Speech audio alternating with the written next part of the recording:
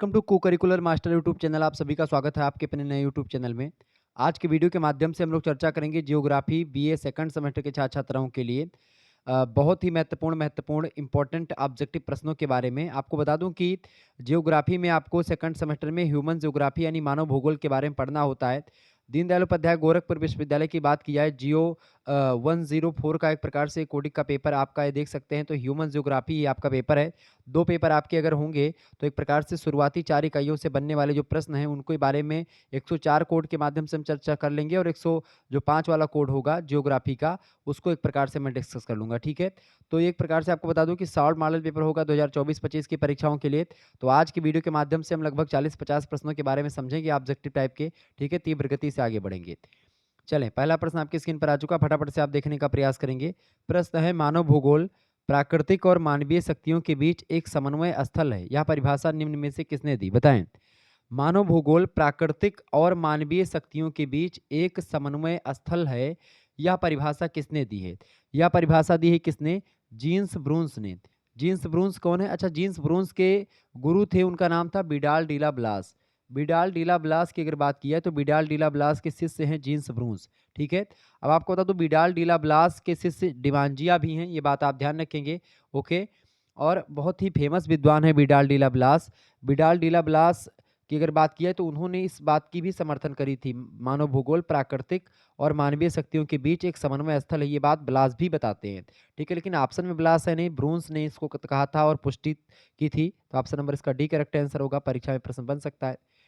अगला प्रश्न है, रेक्लियस भूगोलवेत्ता हैं, इन्होंने किसके मतलब ये शिष्य थे?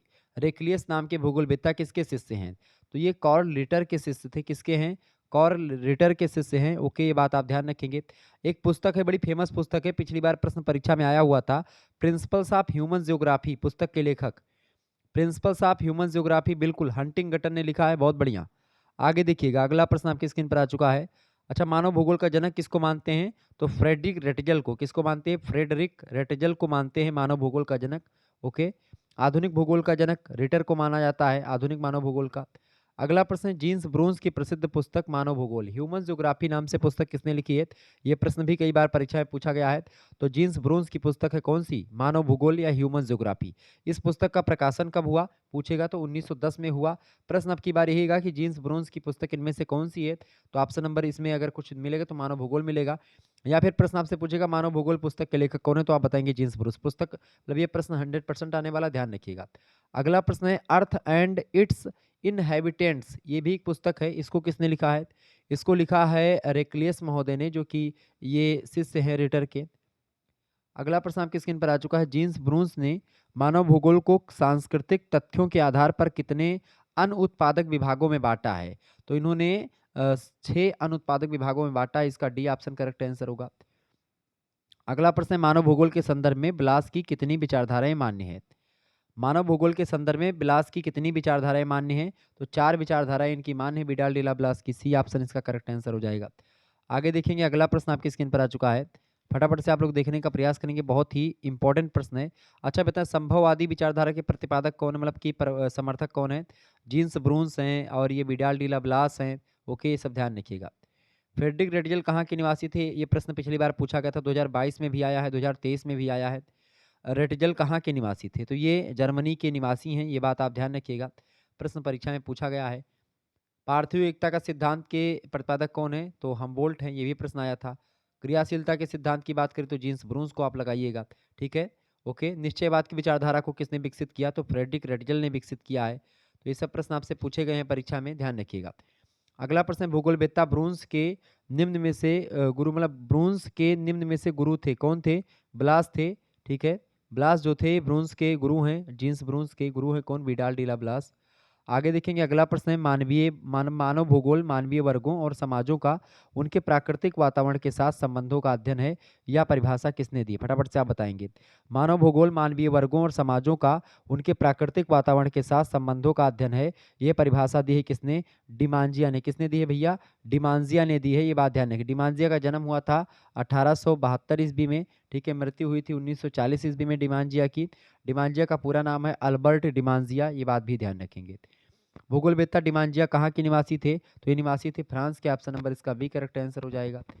अगला प्रश्न है पर विभिन्न भूसतह पर विभिन्न भूदृश्य या भूसतह के विभिन्न भूदृश्य मानव तथा प्रकृति के संबंधों के परिणाम स्वरूप निर्मित होते हैं, किसने बताया? भूसतह के विभिन्न भूदृश्य मानव और प्रकृति के संबंधों के परिणाम स्वरूप निर्मित होते हैं, यह बात रिचर्ड हॉटसन ने बताई है। इसका बी ऑप्शन करेक्ट आंसर हो जाएगा। ये बहुत ही जबरदस्त एक प्रश्न, बहुत ही इंपॉर्टेंट है, हमेशा परीक्षा में पूछा जाता है। मानव भूगोल अस्थायी पृथ्वी और चंचल मानव के पारस्परिक परिवर्तनशील संबंधों का अध्ययन है। इस कथन को किसने कहा? ये बहुत ही महत्वपूर्ण कथन है। इसको कहा था कुमारी एलन चर्चिल सैंपल ने। अमेरिका की भूगोलवेत्ता हैं, ये महिला भूगोलवेत्ता हैं, ये बात ध्यान रखिएगा। ठीक है, क्या कहा था कि मानव भूगोल अस्थायी पृथ्वी और चंचल मानव के पारस्परिक परिवर्तनशील संबंधों का अध्ययन है। ये बात आप ध्यान रखेंगे, बहुत ही जबरदस्त प्रश्न है आपकी परीक्षा की दृष्टि से, ये आप ध्यान रखिएगा। ओके, आगे बढ़ा जाए और भी चीज़ों को जानने का प्रयास करते हैं। फटाफट से आप देखने का प्रयास करेंगे। प्रश्न आ चुका है, हंटिंगटन के अनुसार मानव भूगोल के तथ्यों के वर्गीकरण में निम्न में से किस मानवीय प्रतिक्रिया में शामिल किया? बताएं किसने? हंटिंगटन के अनुसार मानव भूगोल के तथ्यों के वर्गीकरण को निम्न में से किस मानवीय प्रतिक्रिया में शामिल किया गया है? तो शामिल किया गया प्राथमिक जरूरतों को, मुख्य व्यवसाय और कार्यकुशलता को, ये सब प्राथमिक क्रियाएं हैं, मानवीय क्रियाएं हैं। उच्च जरूरतों को, तो ये सब एक प्रकार से हंटिंगटन ने मानव भूगोल के तथ्यों के वर्गीकरण के साथ इसको मानवीय प्रतिक्रिया के रूप में शामिल किया है। इसका डी ऑप्शन करेक्ट आंसर होगा इन सभी को।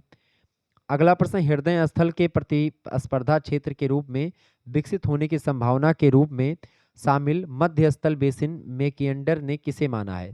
फटाफट से आप बताएं किसको माना है? तो उन्होंने पश्चिमी यूरोप और उत्तरी अमेरिका को माना। ऑप्शन नंबर इसका ए करेक्ट आंसर होगा। नेक्स्ट क्वेश्चन आपकी स्क्रीन पर आ चुका है, फटाफट से आप देखेंगे। निम्न में से क्रियाशीलता सिद्धांत के जनक कौन है? क्रियाशीलता के जनक कौन है? जीन्स ब्रूंस है क्रियाशीलता सिद्धांत के जनक। ये बात आप देख, कौन है? जीन्स ब्रूंस हैं। ओके, किसके जनक है जीन्स ब्रूंस? जीन्स ब्रूंस किसके जनक हैं? क्रियाशीलता सिद्धांत के, पार्थिविकता के सिद्धांत के हमबोल्ट हैं। ठीक है, ध्यान रखिएगा।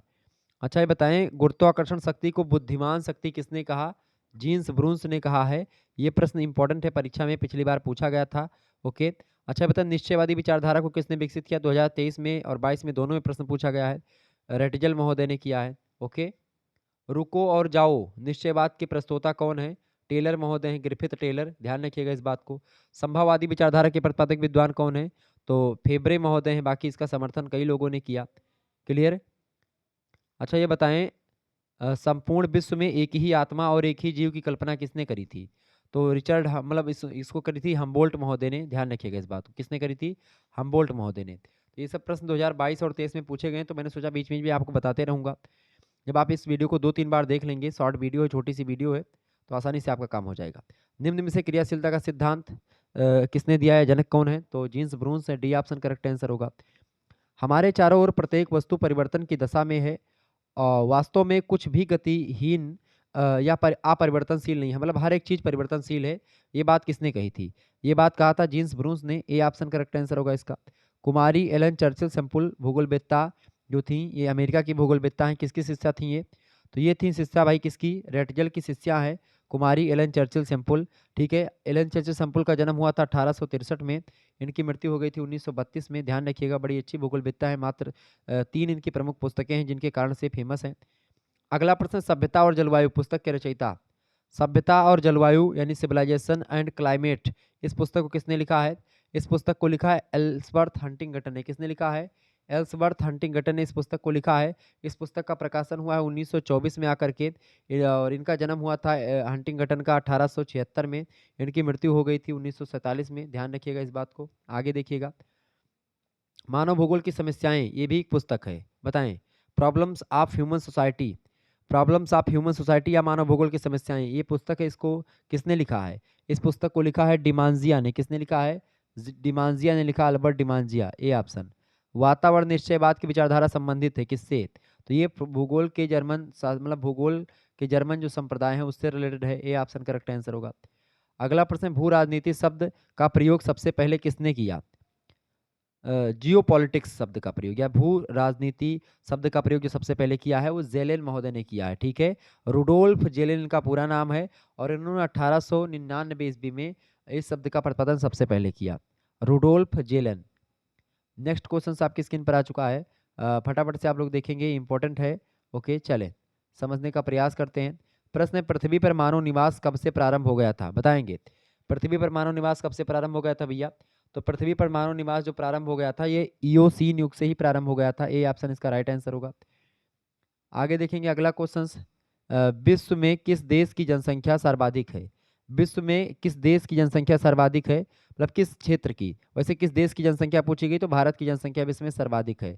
और यहाँ पर देखिए पर्वतीय क्षेत्रों में नहीं, पठारी भागों में भी नहीं, मरुस्थलीय भागों में भी नहीं, मैदानों में सबसे ज्यादा जनसंख्या सघन है। ऑप्शन नंबर इसका सी करेक्ट आंसर होगा। अगला प्रश्न, विश्व के सघन जनसंख्या क्षेत्रों में निम्नलिखित में से कौन क्षेत्र सम्मिलित नहीं है?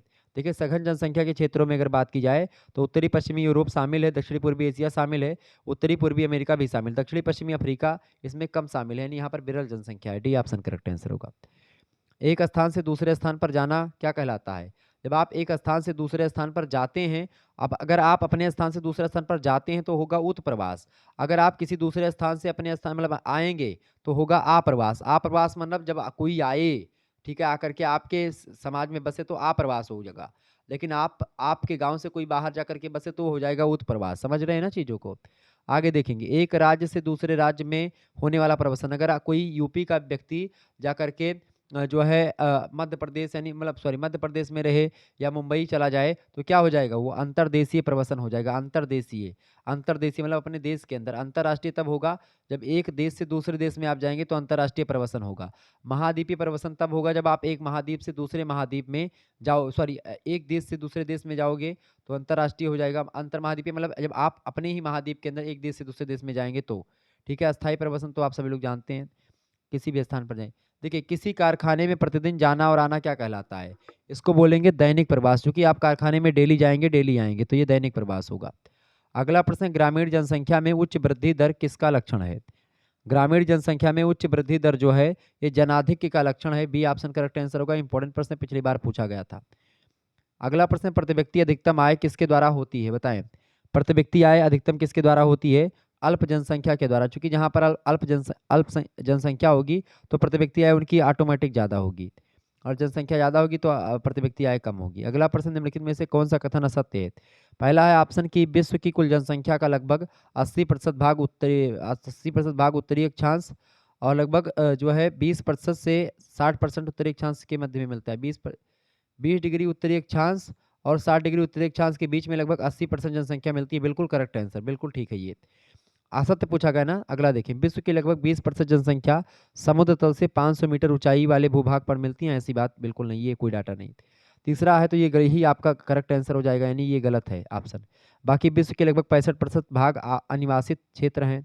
इसके अलावा 3 दक्षिणी महाद्वीपों में विश्व के लगभग 18% जनसंख्या निवास करती है, ये भी ठीक है, यानी कि बी ऑप्शन इसका गलत है, यानी प्रश्न के हिसाब से वही करेक्ट आंसर है। आगे देखिएगा, अगला प्रश्न आपकी स्क्रीन पर आ चुका, फटाफट से आप देखेंगे, इंपॉर्टेंट प्रश्न है परीक्षा की दृष्टि से आपके। चले, प्रश्न है, नगरीय ग्राम पाए जाते हैं। नगरीय ग्राम कहाँ पर पाए जाते हैं? नगरीय ग्राम जो होते हैं ये यूएसए यानी अमेरिका वगैरह में पाए जाते हैं। कौन से गांव नगरीय गांव कहाँ पर पाए जाते हैं? अमेरिका में पाए जाते हैं, ये बात ध्यान रखेंगे। आगे देखेंगे, अगला प्रश्न आपकी स्क्रीन पर आ चुका, फटाफट से आप देखेंगे, इंपॉर्टेंट प्रश्न है। एक बार वीडियो को शेयर और लाइक कर दीजिएगा, इस चैनल को सब्सक्राइब कर दीजिएगा, नया चैनल अभी बनाया है इसको सब्सक्राइब कर दीजिएगा आप सभी लोग। अगला प्रश्न, लुईस ममफोर्ड ने नगरों के विकास की 6 अवस्थाएं बताई हैं। नई दिल्ली किस अवस्था का शहर है? नई दिल्ली की अगर बात की है तो ये एक प्रकार से नेक्रोपोलिस का शहर है। ऑप्शन नंबर इसका सा करेक्ट आंसर होगा। पोलिस माने नगर या शहर। अगला प्रश्न है, ग्रिफिथ टेलर के अनुसार नगरों के विकास की कितनी अवस्थाएं हैं? ग्रिफिथ टेलर ने नगरों के विकास की 6 अवस्था कितनी 7 अवस्थाएं बताई है। सी ऑप्शन करेक्ट आंसर होगा, 7 अवस्थाएं। क्राल किसके अधिवास कहलाते हैं? तो क्राल की अगर बात की तो इसमें मसाई जनजाति क्राल में रहती है। इसके अलावा जुलू जनजाति के लोग भी रहते हैं, तो जुलू या Maasai, B option correct answer होगा। अगला प्रश्न है, मसाई दिया नहीं तो जुलू लगा देंगे। अगला प्रश्न, निम्नलिखित में से कौन सा व्यवसाय मानव के प्राथमिक व्यवसाय की श्रेणी में नहीं आता है? देखिए मत्स्य पालन, कृषि और शिकार यानी आखेट, ये तीनों आपके प्राथमिक व्यवसाय में आते हैं। परिवहन आपका प्राथमिक व्यवसाय में नहीं आता, तो सी ऑप्शन करेक्ट आंसर होगा। मानव व्यवसायों में निम्नलिखित में से कौन सा देश कृषि प्रधान देश नहीं है? भारत तो कृषि प्रधान है, चाइना भी कृषि प्रधान देश आप मान सकते हैं, म्यांमार भी मान सकते हैं, बिल्कुल।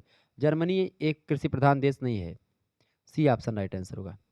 अगला प्रश्न है, अनुक्रम अधिष्ठान का तात्पर्य है। अनुक्रम अधिष्ठान का तात्पर्य क्या है? इसका तात्पर्य है मानव व्यवसाय में बदलाव से। Option number A correct answer होगा। पशुपालन द्वारा जीविका निर्वाह की अवस्था थी, कौन सी अवस्था? नवप्रस्तर अवस्था जो थी, ये पशुपालन के द्वारा जीविका निर्वाह की अवस्था मानी जाती है। C option is right answer. अगला प्रश्न, नगरीय बस्तियों की वृद्धि हुई है, नगरीय बस्तियों की वृद्धि हुई है निर्माण अवस्था में। ऑप्शन नंबर इसका डी करेक्ट आंसर होगा। आगे देखें, कृषि गृह या वास गृह, ठीक है, होते हैं, बताएं। कृषि गृह या वास गृह होते हैं प्राविकीर्ण अधिवास। ऑप्शन नंबर इसका डी करेक्ट आंसर हो जाएगा। ये सब प्रश्न परीक्षा की दृष्टि से आपके बहुत ही ज़्यादा महत्वपूर्ण थे, तो मैंने सोचा आपको बता दिया जाए। बाकी और भी सब्जेक्ट के आपके मॉडल पेपर से जो है आएंगे आपकी यूनिवर्सिटी से रिलेटेड, तो आप किसी भी विश्वविद्यालय में हैं, आपकी परीक्षा ऑब्जेक्टिव होती है। ह्यूमन ज्योग्राफी बीए के सेकंड सेमेस्टर में, बीएससी के माइनर पेपर में आपको ऑब्जेक्टिव पेपर ही देना पड़ता है सभी विश्वविद्यालय में, तो आप आसानी से देख पाएंगे। हालांकि माइनर पेपर 2 विश्वविद्यालय में केवल ऑब्जेक्टिव होते हैं, वो है सिद्धार्थ यूनिवर्सिटी और राम मनोहर लोहिया, डॉक्टर राम मनोहर लोहिया अवध विश्वविद्यालय। बाकी कानपुर विश्वविद्यालय में मेजर और माइनर सभी की ऑब्जेक्टिव आपकी परीक्षा होगी, और महात्मा गांधी काशी विद्यापीठ में आपकी ऑब्जेक्टिव परीक्षा होगी, ठीक है। सिद्धार्थ यूनिवर्सिटी में ऑब्जेक्टिव परीक्षा होगी, मेजर की माइनर की दोनों की अब की बार। इसके अलावा डीडीयू में तो जो है मेजर माइनर सब ऑब्जेक्टिव होता ही है। इसके अलावा आप देखेंगे राजा महेंद्र प्रताप सिंह स्टेट यूनिवर्सिटी का भी ऑब्जेक्टिव होता है पेपर। तो इस तरीके से ऑब्जेक्टिव पेपर को लेकर के तैयारी आप यहाँ पर भी कर सकते हैं। बाकी शुक्ला स्टडी पॉइंट और बीए क्रिकेट चैनल तो आपके लिए हमेशा से तैयारी करवाते ही रहते हैं। धन्यवाद, मिलते हैं नेक्स्ट वीडियो में, तब तक के लिए जय हिंद जय भारत, बहुत बहुत धन्यवाद।